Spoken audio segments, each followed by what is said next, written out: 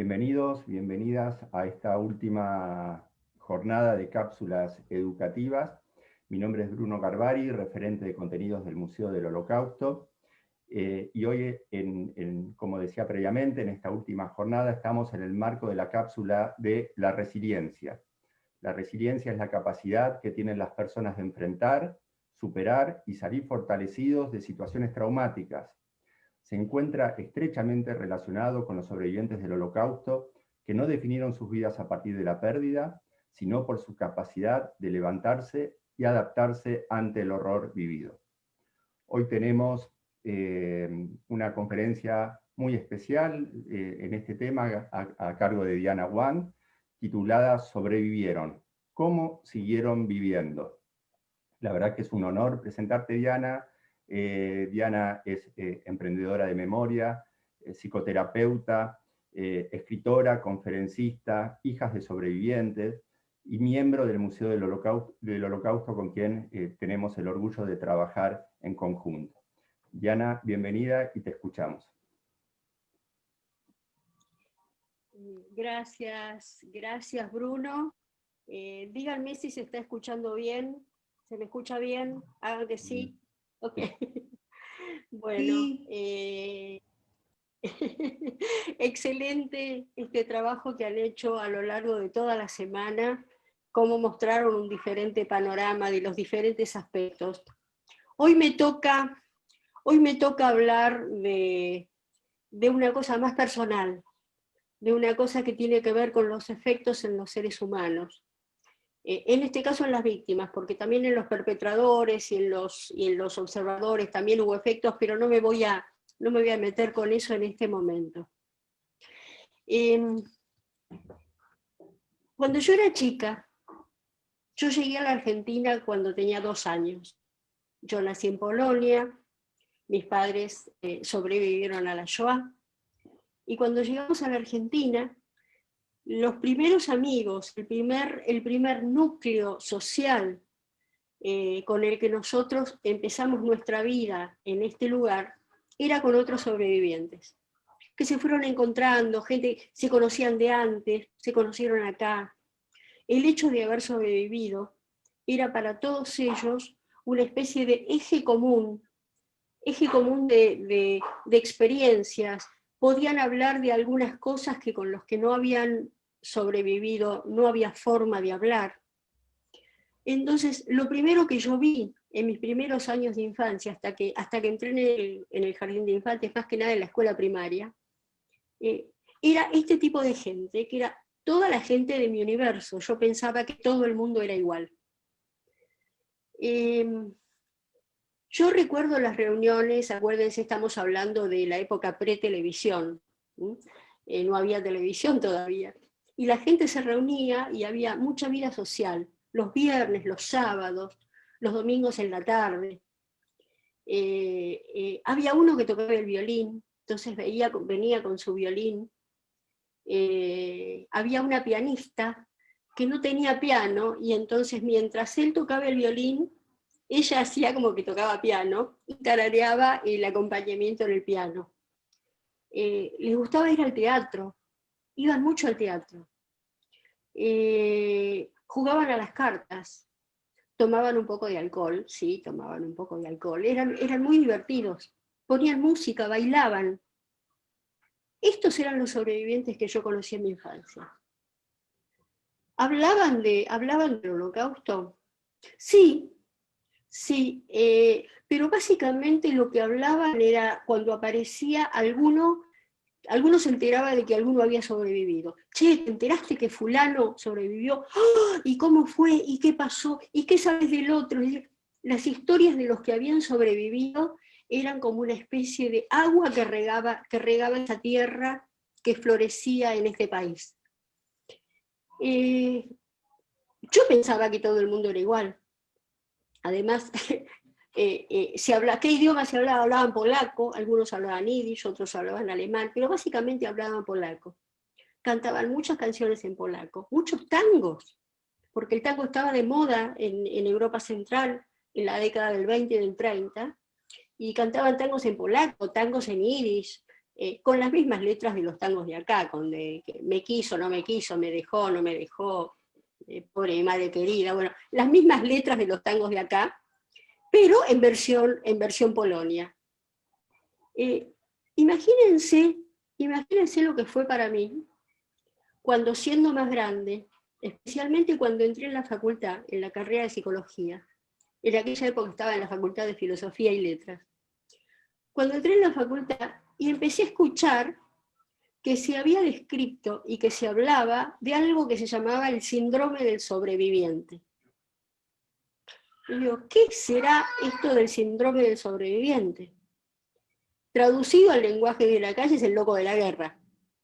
Y estaba caracterizado por toda una serie de elementos de la psicopatología. Era como que agarraban un libro de psicopatología y todo lo que estaba mal lo tenía el síndrome del sobreviviente. Era terrible.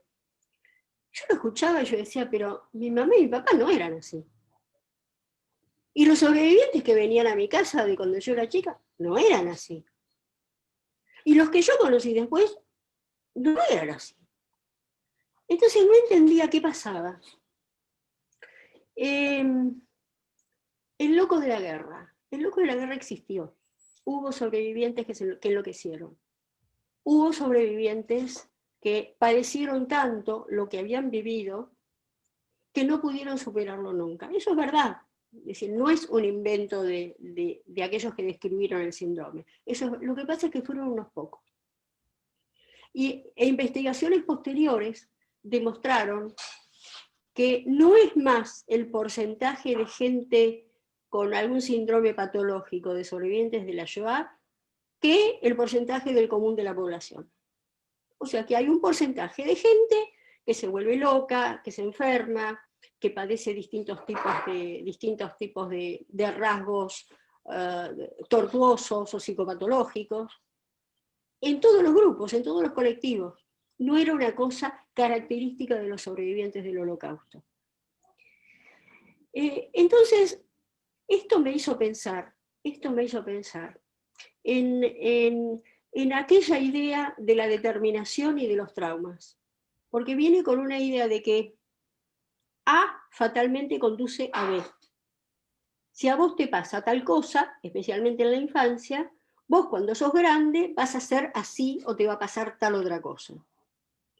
Una idea que tiene que ver con una concepción muy básica del psiquismo humano, porque no hay tal cosa como A conduce a B. No existe eso en los seres humanos. Los seres humanos somos de una tal complejidad que no podemos determinar que una causa produzca fatalmente un efecto. Eso está probado. ¿Y eso por qué? Lo que me llamaba la atención en aquel momento era, estudiábamos a Freud, por supuesto, en la facultad, y una de las ideas características que trajo Freud hablaba, precisamente hablando de los traumas, hablaba de lo que él llamó las series complementarias. Ahora les voy a contar qué eran, porque no necesariamente lo conocen, pero las series complementarias plantean que hay distintos elementos que confluyen en una determinada psicopatología, llamémoslo así, o en una determinada consecuencia psicológica. Básicamente son tres.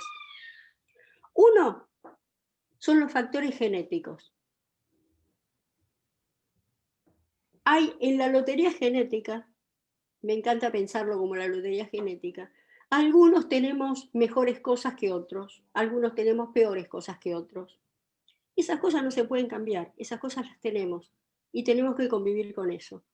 No solamente una predisposición para tener algún tipo de enfermedad, sino se está viendo características que parecían psicológicas, características conductuales, características de gustos, que parece que vienen inscritas en nuestros ADN.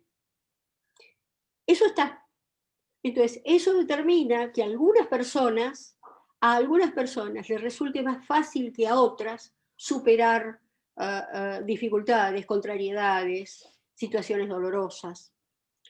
Que haya personas que se sumerjan en ese sufrimiento y que no puedan, como en un pantano, como en una ciénaga pegajosa de la que no pueden salir. Pero eso sería solamente si tomamos los factores genéticos, que existen.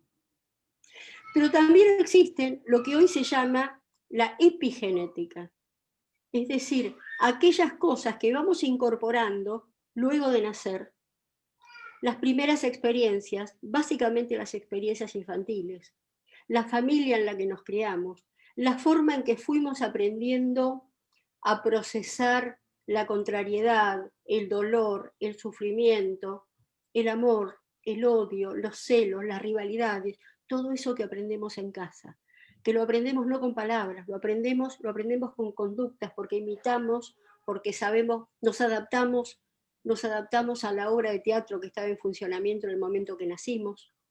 Nacemos y estamos en el escenario y las cosas están funcionando y uno tiene que adaptarse rápidamente a lo que hay y uno se va haciendo en ese adaptarse. Y hay un tercer elemento, yo estoy hablando de las series complementarias de Freud, y hay un tercer elemento, que son los contextos en los que transcurre la vida y las condiciones posteriores a la infancia.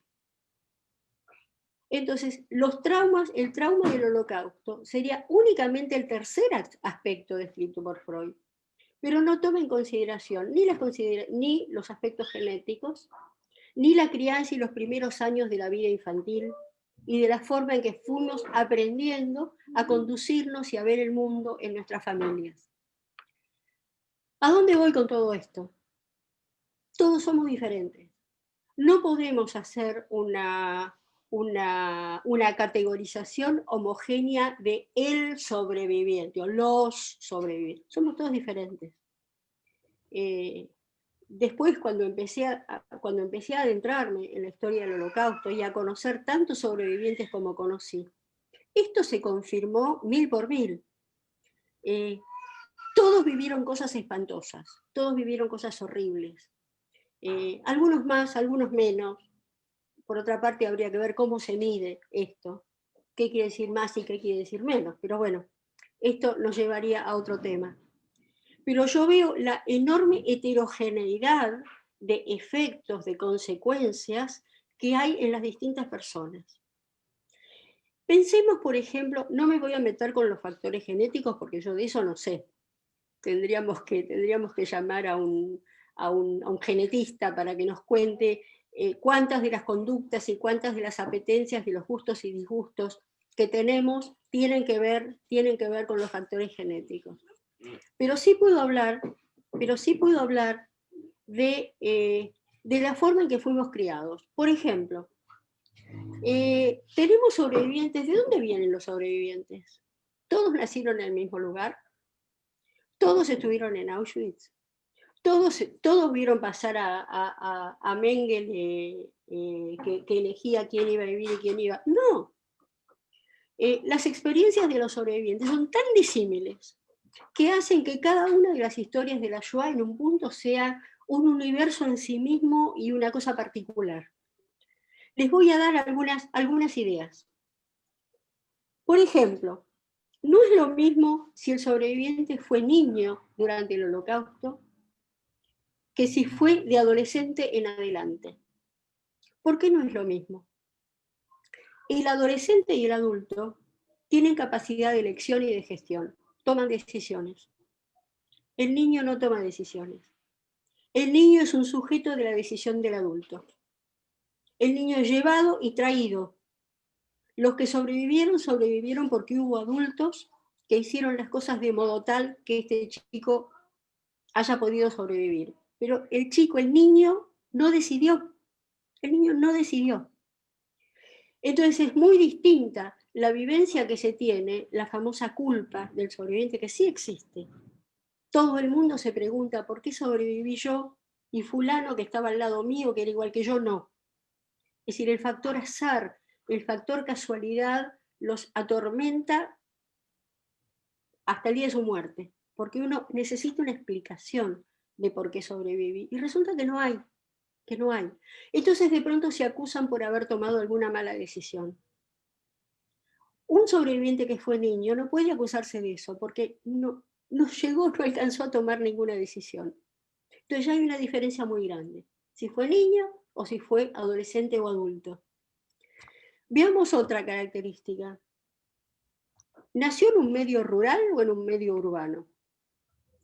Era una persona que vivía en una pequeña aldea con calles de tierra, con una vida apacible, con una vida tranquila, o era una persona que vivía en el medio de una ciudad, rodeado de la enorme actividad que hay en una ciudad, con toda la oferta cultural y de distintos órdenes que tiene una ciudad, con escuelas, con universidades, con teatros, con cines.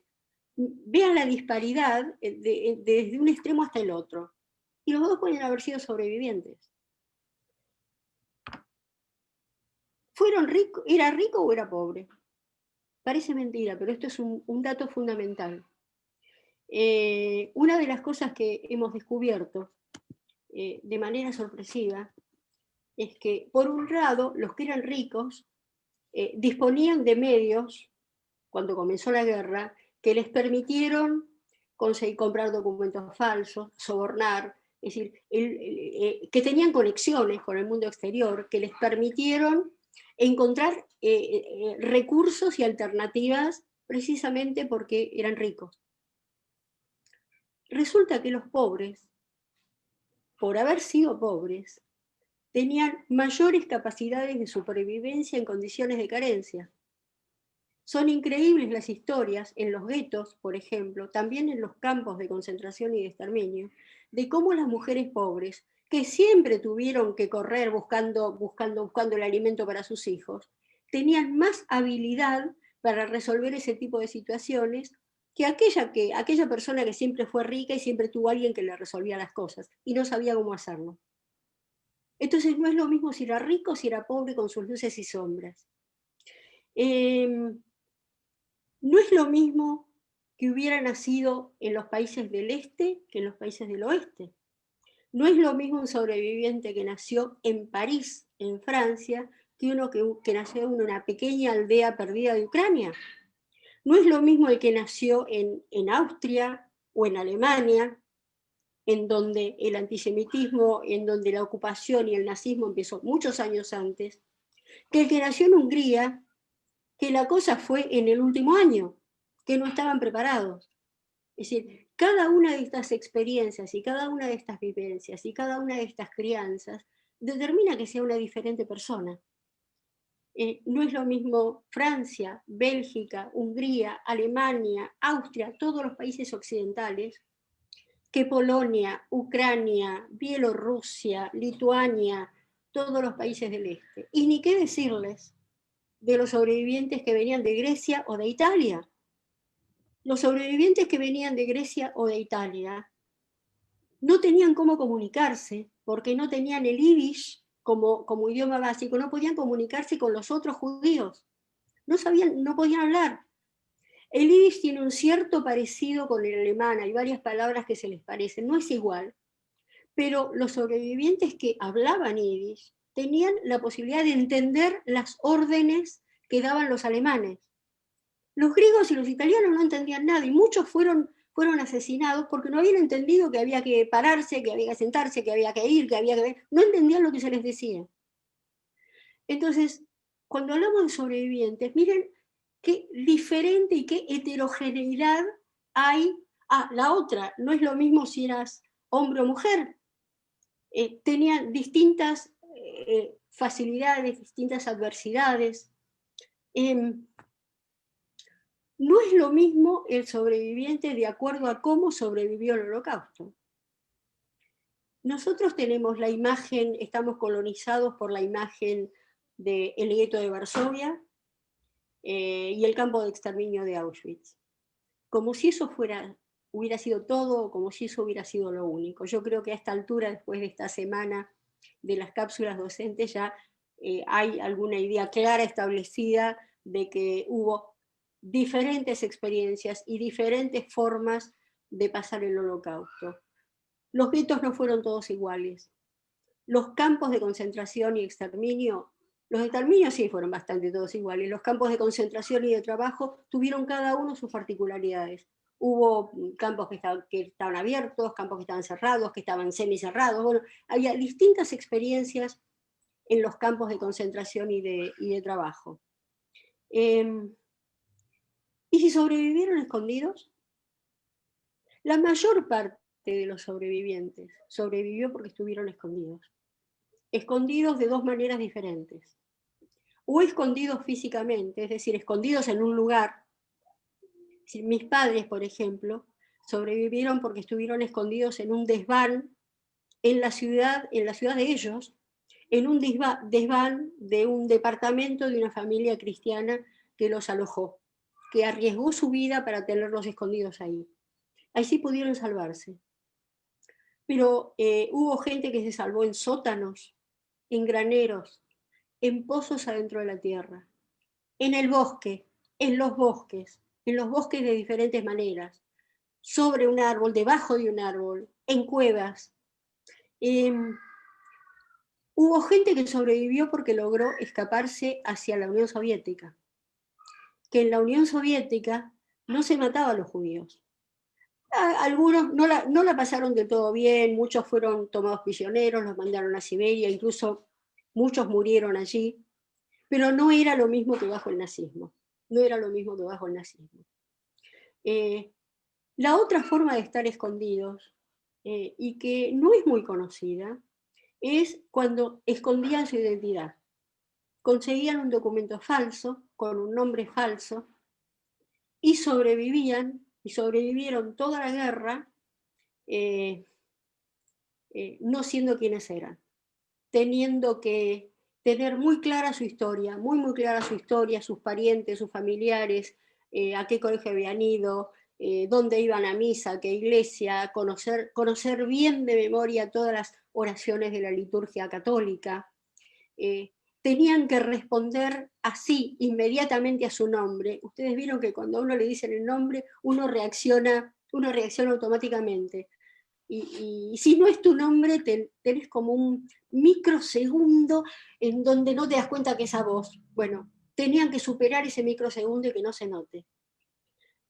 Algunos tenían problemas de pronunciación porque no tenían el hábito de hablar polaco, y a ellos les fue más difícil, porque estoy hablando de Polonia, y tal vez en otros países pasó lo mismo.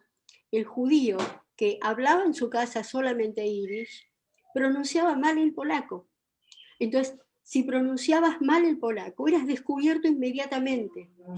Entonces, les fue mucho mejor a aquellos que pasaron el Holocausto con una identidad fraguada, con una historia fraguada, pero habiendo ido a la escuela primaria en polaco, que les permitía tener un idioma en polaco, en ucraniano, en bielorruso, en Lituania, que les permitía tener una lengua que era igual a la del común de la gente, y que nadie podía sospechar que eran judíos. De la gente que sobrevivió con identidad fraguada, los que la tuvieron más difícil fueron los varones, porque los varones estaban circuncidados.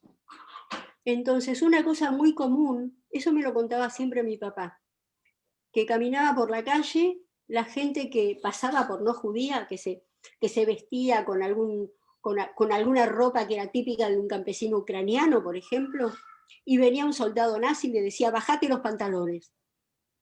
Y si era judío era descubierto inmediatamente. ¿Quién sino un judío se circuncidaba en Europa del Este? No era como es en Estados Unidos, que se circuncida por default a todo el mundo. Ahí solamente estaba circuncidado un judío. La otra forma en que podían ser descubiertos eran por el color. Ustedes saben que el estereotipo antisemita de los judíos era el judío de piel cetrina, de ojos oscuros, de pelo oscuro y pelo enrulado, labios carnosos, la nariz, ¿vieron la nariz larga y torva? Bueno, como me pueden ver a mí, yo no tengo el estereotipo antisemita del judío.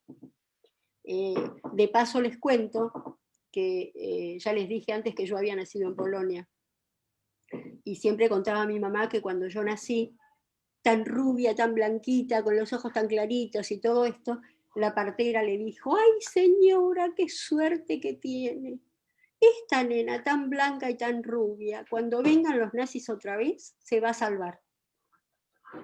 Entonces el estereotipo del rubio y el blanco era el del ario, el del supuestamente, lo pongo entre comillas porque es un invento lo de la raza aria. Entonces, cuando tenías que sobrevivir con una identidad fraguada, con una identidad falsa, ¿cómo hacías si tenías el pelo oscuro? Te tenías que teñir, tenías que conseguir agua oxigenada, tanto hombres como mujeres tenían que teñirse el pelo. ¿Y qué hacías cuando te crecían las raíces y no habías conseguido, no tenías plata? Imagínense la tortura cotidiana de sentir que te pueden descubrir, que te podés equivocar en decir tu nombre.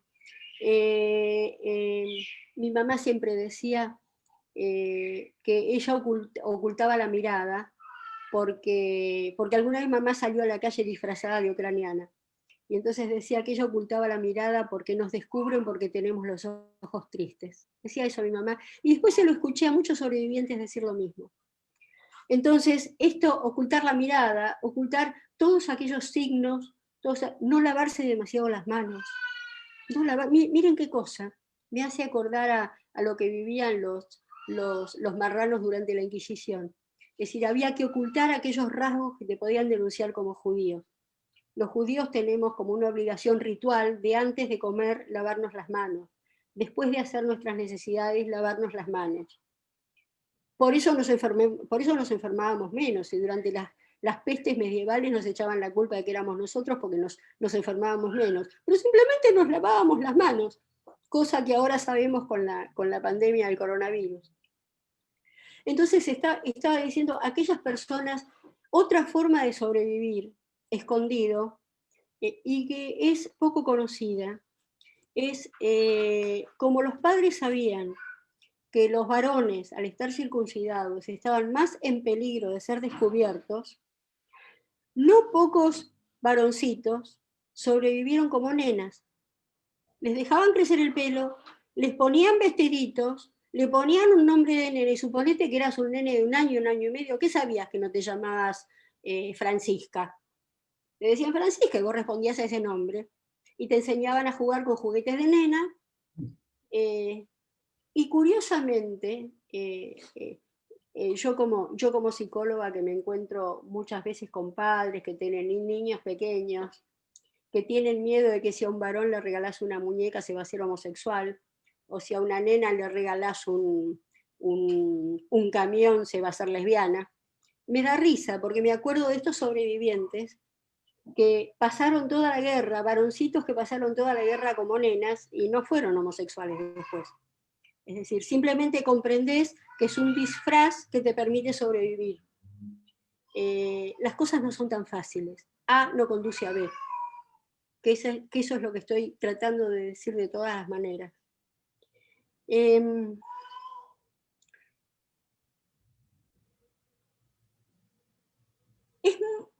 Tenemos como una...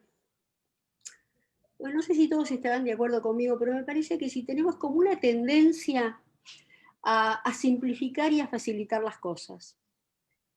A nivel de lo humano, no hay nada que pueda simplificarse. Somos de una complejidad en donde yo creo que la mayor parte de las cosas todavía las desconocemos de nosotros mismos, de cómo funcionan adentro. Y no estoy hablando solamente del cerebro, estoy hablando de cómo manejamos las relaciones, qué cosas se imprimen en nosotros, cómo las vamos procesando. Todavía estamos en el descubrimiento de todo esto. No sabemos cómo es. Entonces, ¿qué me pasa a mí con el concepto de resiliencia? Porque estoy yendo hacia ahí. ¿Qué me pasa a mí con el concepto de resiliencia? Me parece que es muy interesante porque es el fundamento de lo que se llama la psicología positiva, que está buenísimo, en el sentido de no ver todo lo que está mal, sino empezar a ver lo que está bien, que es una excelente manera de encarar situaciones. Pero me parece que este concepto, que viene de la física, que viene de la física de los materiales, fue planteado por varios psicólogos y después fue difundido y divulgado por Boris Cyrulnik. Y es una capacidad, que es lo que yo describí antes como que está en la cosa genética y también en la crianza. Es una capacidad que algunas personas tienen más que otras, así como algunas personas tienen más oído que otras y algunas personas tienen habilidad musical más que otras, y cualquier cosa, cualquier característica que podamos imaginar. Hay algunos que tienen más que otros. Pero el concepto de resiliencia para mí se une con un concepto para mí muy caro, que es el tema de la victimización. Y es el tema del silencio, que voy a hablar después. Hay personas, probablemente las personas más resilientes, y ahí sí me quedo con el concepto de resiliencia, que han decidido, una vez que sobrevivieron, todo este grupo de sobrevivientes que yo les conté, con los que yo compartí mi infancia, eran todos resilientes, si podemos hablar de resiliencia. Decidieron hacer su vida, decidieron ir para adelante, hacer su vida. Yo no tuve contacto en mi infancia con sobrevivientes que se victimizaran. Los conocí después, de grande, cuando empecé a conocer a otros sobrevivientes y a trabajar en la esfera del tema del Holocausto. Entonces me encontré con sobrevivientes que han hecho de su condición de víctima un eje de identidad. No eran los que yo conocí en mi infancia, no. No. Estaban contentos, querían vivir, querían cantar, querían disfrutar de todo, querían trabajar, querían desarrollarse, querían que sus hijos crecieran, fueran gente de bien, tenían una mirada abierta, positiva, y de pronto me encontré con estos otros que están cubiertos como por una nube negra de sombras, y pegajosa como una tela de araña, ¿no? que se te pega y que no te la puedes, cuanto más la tocas más se te queda pegada, en donde no pueden dejar de pensar en aquello que sufrieron, en aquello que les pasó. Y lo ponen delante, es como una tarjeta de presentación. Y están en una situación complicada, porque si vos te reconoces como víctima y ponés tu condición de víctima delante de vos como aquello que te identifica, necesitas seguir recibiendo ataques para confirmar tu identidad de víctima. Es terrible. Es como un callejón sin salida, como una especie de laberinto del que no pueden escaparse. ¿Ven las distintas categorías y las distintas formas de ser sobreviviente? No podemos hablar de un homogéneo, los sobrevivientes, el sobreviviente. Cada uno son personas diferentes, con características diferentes, que incluso te pueden contar la historia de otra manera. Hay sobrevivientes, los que no eligen la victimización, que te dicen, yo tuve una suerte, y te hablan de la suerte, porque bueno, de últimas acá entre nosotros todos reconocen que el factor último de supervivencia fue la suerte, porque no había elementos que te podían anticipar. Estaba el que sobrevivió porque se cayó la boca, estaba el que sobrevivió porque habló, estaba el que sobrevivió porque caminó, estaba el que sobrevivió porque se quedó quieto. No había reglas, era un mundo con reglas diferentes, no había forma de saber cómo tenías que conducirte para sobrevivir. Entonces, aquellos que le han dado reflexión al asunto dijeron, porque tuve suerte. Y entonces te hablan, ¿sabes la suerte que tuve? Porque aquel día ese campesino me escondió en el granero y me tuvo un tiempo y después me llevó al otro lado, ¿no? El que vive, el que se ve como una víctima, te va a contar únicamente lo que le salió mal. Porque los polacos me insultaron, y todo es verdad, es todo verdad, no es que es un invento. Pero el que se reconoce como víctima, lo único que ve son aquellos elementos que lo han convertido en víctima. Cada sobreviviente es otra historia.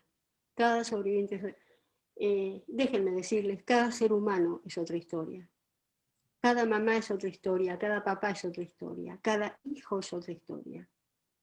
Bueno, de eso trabajamos los psicólogos, que cada uno es otra historia, en donde a todos nos pasa lo mismo, todos vivimos anhelando que nos quieran, que nos acepten y que nos reconozcan, pero lo hacemos de tan diversas maneras. Cada uno es un universo en sí mismo.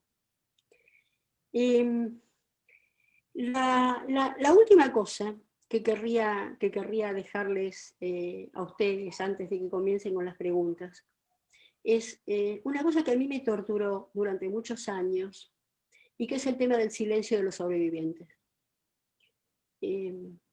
¿Por qué no hablaron? ¿Por qué se callaron la boca? Yo escuchaba teorías que no me conformaban. Bueno, porque no quieren ponerse en contacto con ese dolor, con lo que perdieron, porque vuelven a sufrir aquello que vivieron y no lo pueden soportar, porque niegan, porque tienen una amnesia selectiva y prefieren olvidar. Y yo veía a mi alrededor que no era así. Y de pronto, cuando se rompe el dique del silencio, porque fue un silencio colectivo, no fue un silencio de uno, la gran mayoría estuvo en silencio, después voy a hablar de los que no. La gran mayoría estuvo en silencio. Y un día mi imagen es que el dique se rompió y el agua empezó a fluir y empezaron a dar testimonios y empezaron a hacer videos y a escribir sus historias. ¿Y qué había pasado antes? ¿Por qué no lo habían hecho antes? Una de las cosas que decíamos era que el mundo no quería escuchar, que nadie los quería escuchar, cosa que es cierto. Yo me acuerdo cuando mis padres llegaron, que estuvimos primero en una casa de unos conocidos de ellos, de la ciudad de ellos, que estaban en la Argentina hacía 30 años, no habían vivido absolutamente nada, tomaban mate, mis padres los miraban raro, ¿qué era eso que chupaban con ese caño? No entendían cómo funcionaba el asunto del mate. Y cuando mis padres intentaron contarles algo de lo que pasó, los miraban con cara de que no les creían. Son unos exagerados. No, la gente no es así. Sí, eran jodidos, sí, los polacos, los alemanes, sí, los ucranianos, ya sabemos, pero no tanto, están exagerando. Entonces, cuando vos venís de haber sufrido una experiencia tan dolorosa y ves en la cara del otro que no te cree, bueno, te desanimás, no te da ganas de contar. Pero pasaba una cosa peor. Muchos los miraban a los sobrevivientes recién llegados con una mirada de sospecha y con una velada acusación, que a veces era explícita, a veces lo decían. ¿Y vos por qué sobreviviste? ¿Qué hiciste para sobrevivir? Imagínense el golpe en el plexo que te deja sin aire.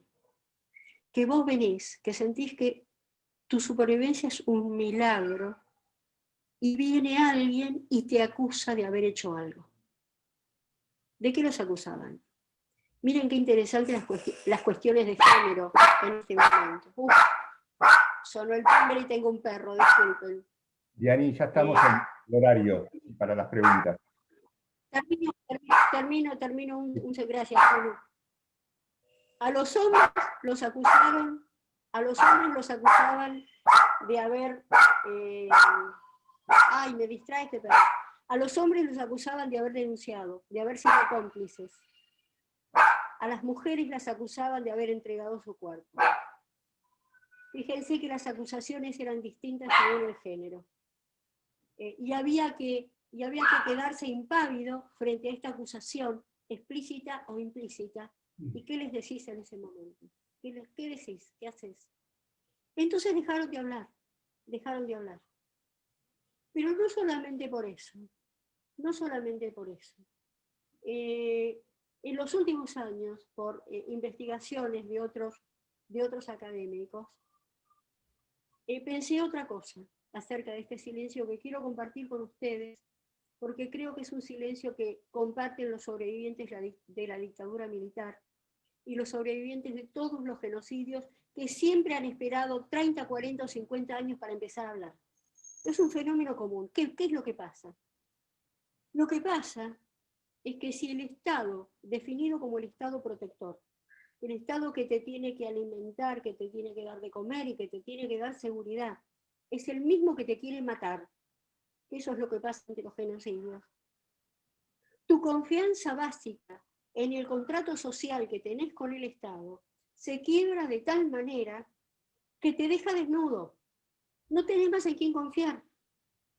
Entonces necesitas 30, 40, 50 años de vivir, de trabajar, de crear una familia, de desarrollar una profesión, de desarrollar una vida, de llegar a viejo, para que vuelva esa confianza y para que sientas que bueno, entonces ahora sí me puedo poner en contacto con aquello, porque estoy viviendo en un Estado de Derecho, en donde el pacto social prometido se está cumpliendo, y entonces puedo hablar.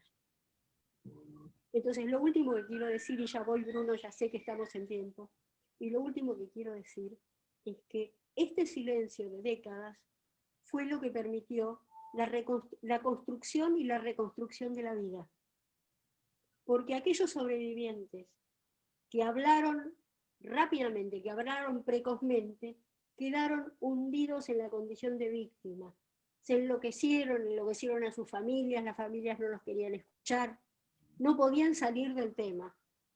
Y esta es la razón por la que Jorge Semprún, cuando escribió el libro sobre su experiencia en Buchenwald, lo llamó la escritura o la vida, porque lo escribió 50 años después de haber salido de Buchenwald. Porque él dijo, si lo hubiera escrito enseguida, no hubiera podido seguir viviendo. Yo necesité seguir viviendo para poder escribir este libro. Y por eso, esto es una forma de resignificar y entender el silencio de otra manera, y hacer chapó, ¿no? Saludar, admirar con admiración a los sobrevivientes, que no hablaron, que decidieron hacer su vida, reconstruirla, y recién después, si hay lugar y si alguien quiere escuchar, como está pasando ahora, pueden hablar. Así que Bruno, perdón si me extendí con el tiempo. No, excelente, Diana. Ahondaste en las complejidades, ¿no? de las víctimas, de cómo poder sobrellevar una carga tan importante que es haber sobrevivido a un genocidio, ¿no? Que para nosotros es tan difícil poder dimensionarlo, ¿no? Y a mí personalmente siempre me quedó muy, hablando con un sobreviviente, que una respuesta que él me dio que me dejó, me permitió por ahí entender un poco más lo que es haber sobrevivido, ¿no? Y siempre cuento este relato, cuando él me dijo que dos de las experiencias más tristes de su vida habían sido el nacimiento de su hijo y su matrimonio, ¿no? Y yo le pregunté, sorprendido, ¿por qué? Y él me dijo, sí, porque en un matrimonio uno hace una fiesta y a los primeros que ponen la mesa son a los familiares, y yo no tenía ninguna familia para poner. El primero que alza un hijo cuando nace son los abuelos, y yo me pregunté, mamá y papá, ¿dónde estás para alzarlo? Mis padres, mi familia no murió por una enfermedad, por un accidente, por la ley de la vida, fueron exterminados en un genocidio. Entonces, la pregunta, Diana, es, yo ahí lo que vi es que hay una cuestión de un duelo permanente, ¿no? En el sobreviviente. ¿Cómo se cierra el duelo de un genocidio? ¿Qué nos puedes decir acerca del duelo? Mira, otra vez, depende de quién, depende de cómo, depende de las circunstancias. No puedo responder una respuesta general para todo el mundo. Sí te puedo contar algo que estamos haciendo los hijos de sobrevivientes. Yo como hija de sobrevivientes lo he vivido. Nosotros también tenemos sobre nosotros esta historia que vos te decían los sobrevivientes. En mi cumpleaños yo no tenía ningún familiar. En mis cumpleaños venían la gente inventada, mis tíos y mis primos eran los otros sobrevivientes, no era mi familia. Para nosotros también esa historia que se cortó, esos antepasados que nunca conocimos y que no sabemos cómo son, no sabemos cómo eran, son una especie de duelo que todos tenemos que transitar. Entonces, muchos de nosotros tratamos de reconstruir la historia familiar. Tratamos de reconstruir la historia familiar. buscar hacia atrás. Los que podemos, vamos a nuestros lugares, al lugar de nuestros padres, visitamos aquello de lo que nos hablaban, aquello que escuchaba, que eran los relatos de nuestra infancia. Algunos han ido a registros civiles y encontraron documentos, fechas de nacimientos, nombres, datos. Yo me acuerdo de la emoción que yo sentí cuando fui a la dirección que yo sabía que era donde habían vivido mis padres. No, donde había vivido mi mamá, no mis padres. Mi mamá cuando era chica, que estaba en la casa, y mi mamá me había contado que había un árbol en la puerta, detrás del cual se escondía mi papá para que el papá de ella no viera que la estaba esperando mi papá, cuando estaban de novios, ¿no? Y había dos direcciones posibles, y en una dirección no había un árbol, y en la otra dirección estaba delante de la puerta el árbol. La emoción que yo sentí cuando vi ese árbol y vi esa entrada, es como si el relato, al corporizarse en un objeto, terminara siendo cierto, como si uno no creyera del todo el relato. Entonces no sé cómo se cierra un duelo, porque el duelo de los que fueron asesinados, el duelo de los que no murieron por muerte natural, como viejos en su cama, como tiene que morir la gente, es una especie de desgarro en el alma que te acompaña siempre, porque siempre está la pregunta de ¿qué hubiera sido si no? ¿Cómo hubiera sido si? Está siempre abierta esa pregunta, ¿cómo habría sido en caso de, sí, ¿no? No hay forma de cerrarlo, pero no necesariamente es un peso que te aplasta. Por ahí es una tristeza que tal vez se va dulcificando con los años, porque a medida que uno va envejeciendo y se va acercando a su propia muerte, las otras muertes se van haciendo más amigas, tal vez. En otras personas no. Pero sí, la otra forma de contestar tu pregunta es cómo cierra la humanidad el duelo por los genocidios. No una persona en particular, ¿cómo cierra la humanidad? ¿Las Naciones Unidas cerraron ese duelo? No, ni por casualidad, mirá todo lo que fue pasando después. No sirve para mucho. Es decir, ¿cómo cierra la humanidad? Hay un cambio básico en la educación.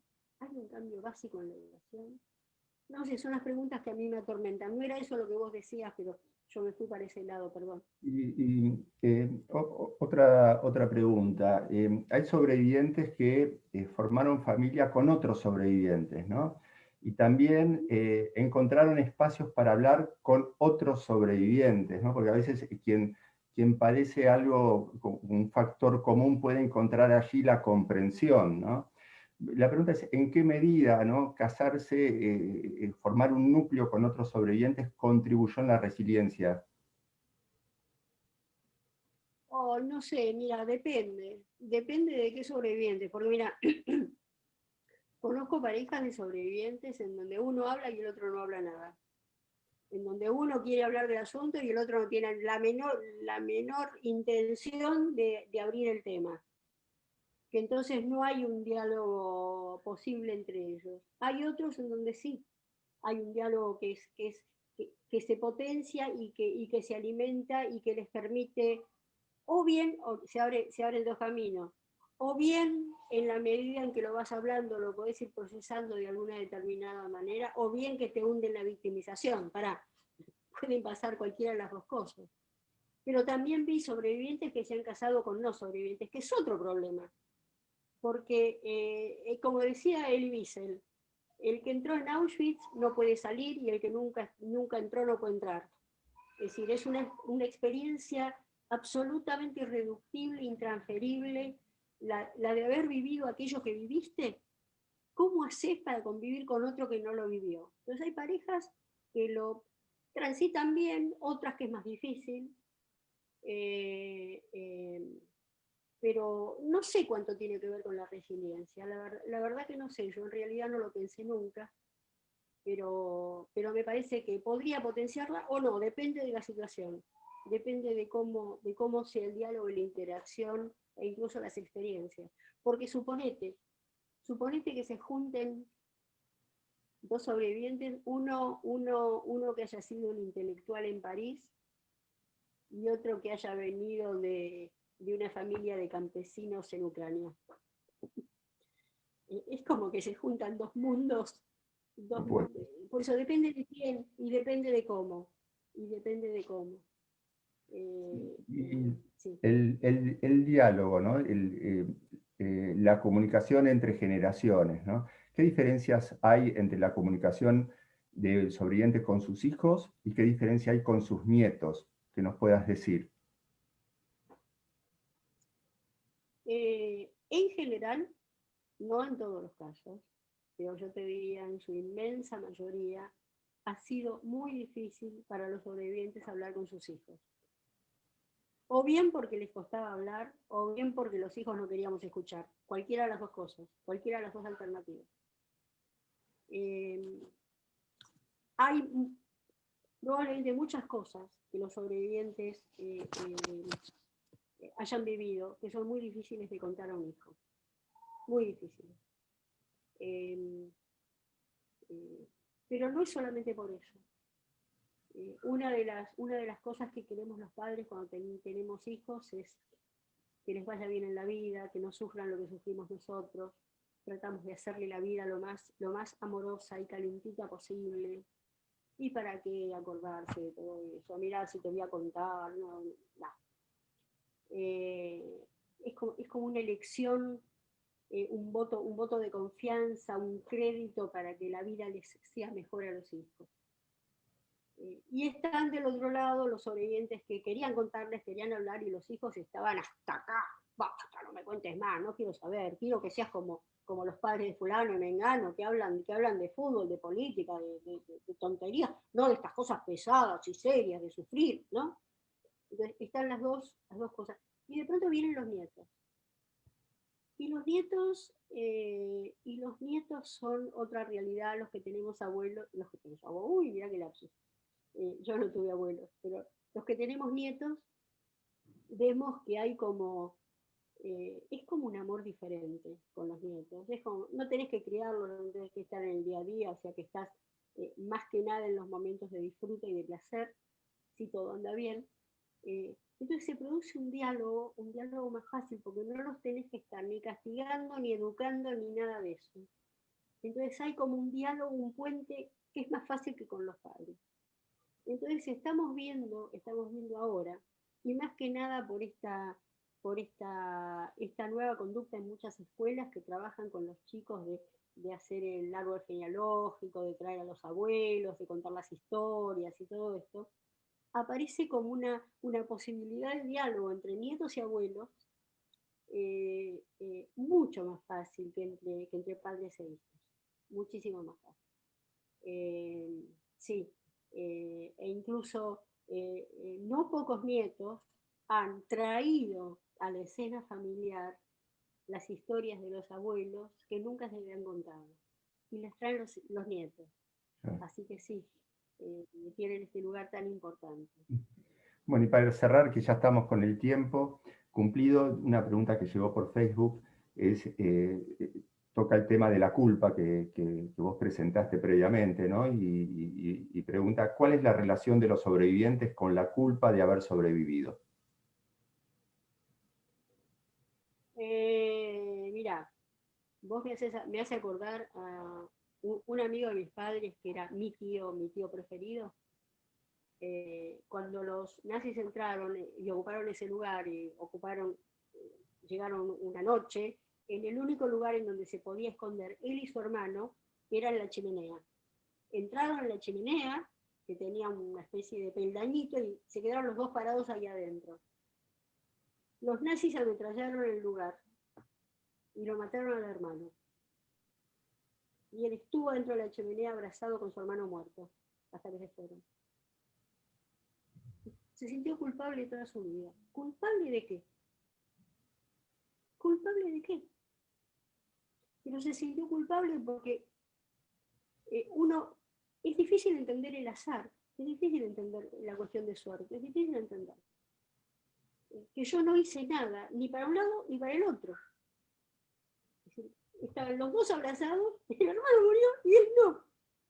Esta es la historia de casi todos los sobrevivientes, en donde hice lo que pude, hice lo que me salió, y sobreviví. Y el otro que hizo lo mismo que yo, no sobrevivió.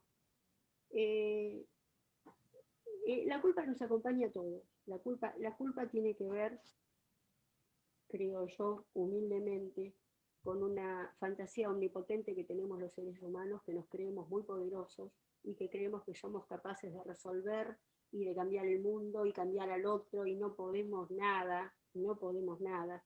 Y la culpa tiene que ver con esta idea de si no lo cambié, la culpa la tengo yo. Realmente, realmente. Bajemos la omnipotencia y bueno, hay tantas cosas que uno no puede, tantas cosas que uno no puede. Y cambiar al narcisismo me parece que una persona sola no podía. Bien, Diana, muchísimas gracias. La verdad que nos ha permitido entender un poquito más, porque jamás podremos dimensionar lo que fueron las experiencias de los sobrevivientes, pero sí aproximarnos, poder abordarlos desde otra arista. Así que muchísimas gracias por haber compartido este espacio con nosotros, y que estoy seguro que ha sido de suma utilidad para todos los que te han escuchado. Gracias, Diana. Ay, gracias, Bruno. Ojalá y que, bueno, sigamos educándonos para que esto no pase, no, porque va a seguir pasando, tal vez de otra manera, con otra gente, con otras herramientas, pero para que estemos más preparados y para que no nos agarre tan de sorpresa. ¿Sí?